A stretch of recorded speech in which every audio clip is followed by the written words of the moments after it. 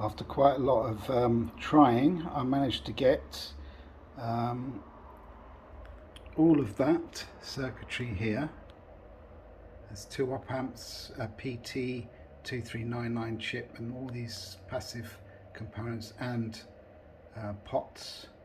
I managed to get them all into a pedal size case. In fact, this isn't a pedal size case, this is a case that I bought from China.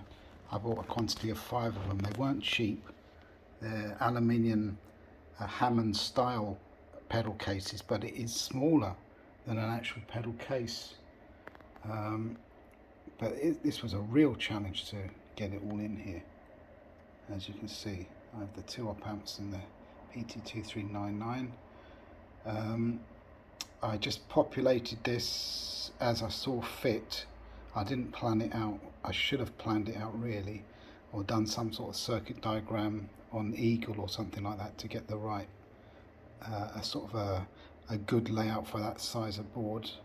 I had to cut the corners of the board off, as you see there, to accommodate there so I could fit it in.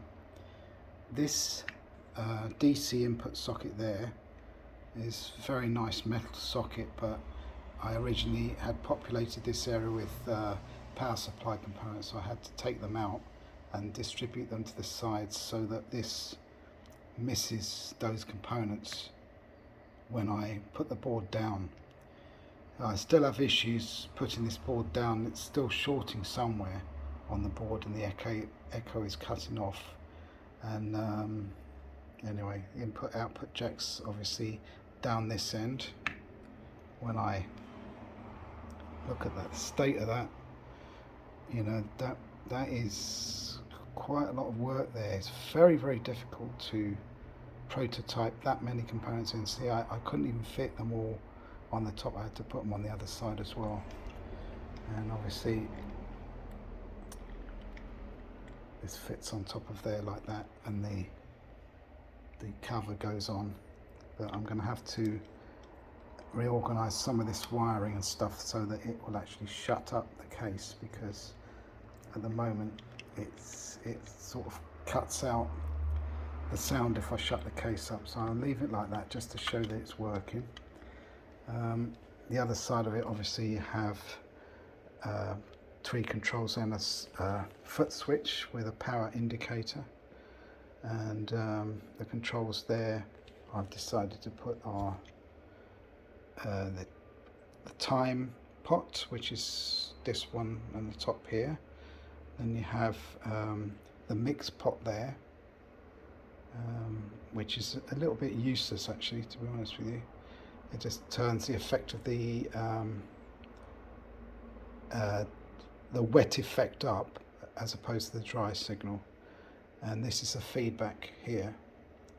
Now originally I wired up the pots with color coded lovely things like this, which come with Arduino, but the wire used in these is so useless, it kept breaking off.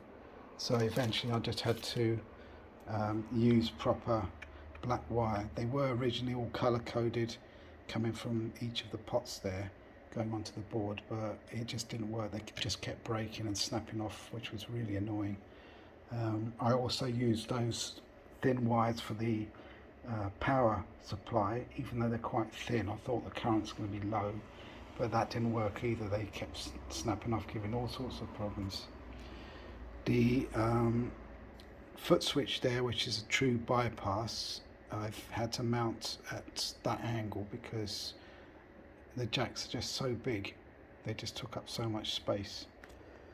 So anyway, the power cable, I've got a power supply, 9-volt one, Roland one, which I changed the polarities, is positive polarity. I made the mistake of using that polarity and just changing the wires over here, but obviously with positive on the earth, which Roland have, everything connected to the earth gets 9 volts, and I actually fried the board.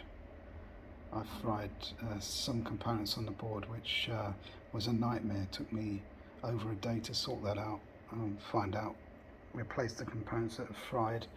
But at the end of the day, I went through all the components. The PT chip was all right. The 2 op amps were all right. I put them into sockets so that I can easily swap them out. What actually went was the repeat rate pot. It went open circuit, so that was quite a lot of fault finding to find that. I used a signal injector to find that. Anyway, so I've wired this up now to my bench power supply, which is a new acquisition, my Co-Rad. So yeah, if I switch it on, you can see the current is 67 milliamps. There we go. The LED is lighting up there. I'll use a screwdriver to indicate a signal here. So this is the output here. This is the input. So if I touch the input,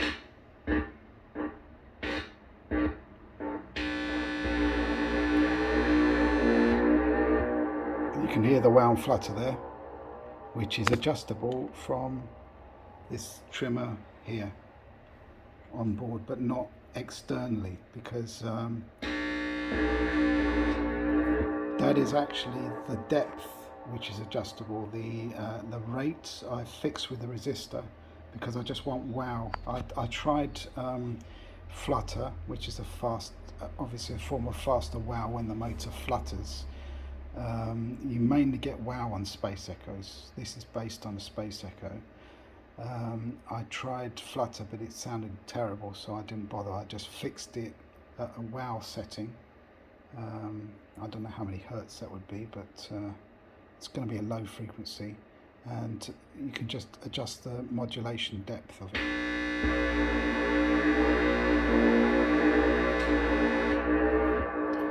If I can possibly fit it in, I've got a nice switch here. If I can fit that in the front panel somewhere, I'm going to have it so that I can switch the wow flutter on or off.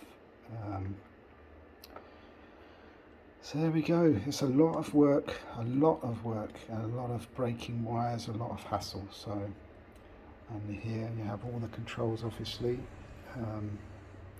and this is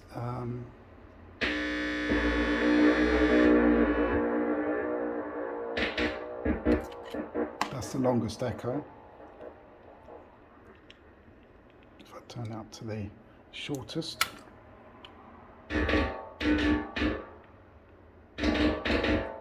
it's like a slap back with the echoes, with the wow and flutter still there in the background.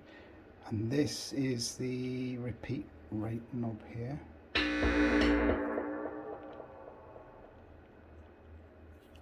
So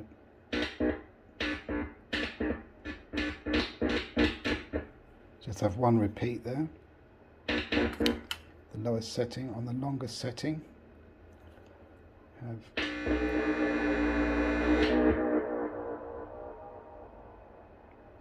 that may not be long enough, because some people would like it to feed back and repeat and go into some mad distortion. So I suppose I can look at that side of the circuit and try and make it so that it does do that. But in the circuit that I'm looking at, there's 2 circuits that I've copied from, but also done my own modifications as well to components, and also added some components. But it's called Boyne Well, and it's from an Australian website. I think it's diypedals.com.au. Boyne Well. That is a circuit that does work quite well.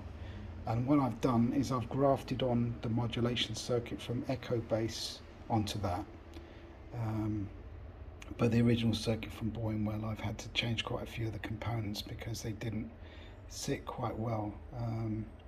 I had to also adjust the distortion as well. This was very, very distorted originally, as you see in my original video, and I've had to reduce the gain of the op amp going in by changing the resistors on the input, so now it doesn't distort so much with guitar. But anyway, hope you enjoyed these videos. This is the final part. As you can see, I've put it into a pedal. I will close the pedal today. I will make it so that it doesn't short, and I will close it. So Thanks for watching.